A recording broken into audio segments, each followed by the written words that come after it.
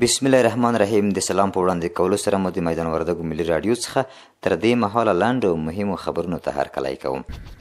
د صنعت او سوداګرۍ وزارت د امریکا د 10 سلنه وضع شوې تعرفې په تړاو یوې خپره کړې اعلامیه کې له افغانستان سره د صادراتو برخه کې د امریکا د جوړونکي او ملاتړي چلند غوښتنه کړې.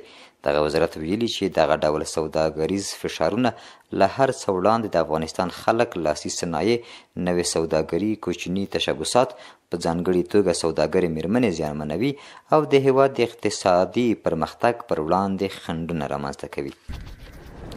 د صنعت او سوداګرۍ وزیر نورالدین عزیزي په افغانستان کې د ازبکستان له سوداګریزې اتشې یعقوب دوران د ازبکستان د صنعت او سوداګرۍ خونې له رئیس او مل پلاوي سره په کتنه کې د ګډې پانګونې سربیره په سوداګریزو همکاریو خبرې کړې دي.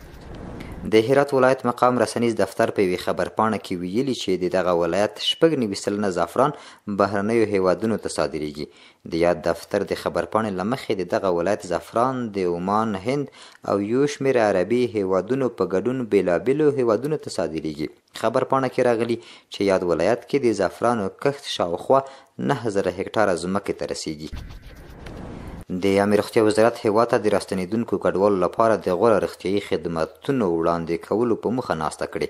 یاده ناسته کې چې د عامه روغتیا د وزیر نورجلال جلالي په مشرۍ ترسره شوې د روغتیایي خدمتونو وړاندې کولو غوره مدیریت، د ساري ناروغیو د کنټرول په موخه د وقایوي خدمتونو ترسره کولو او ملي او نړیوالو مؤسسو سره د همغږۍ په اړه خبرې شوې دي.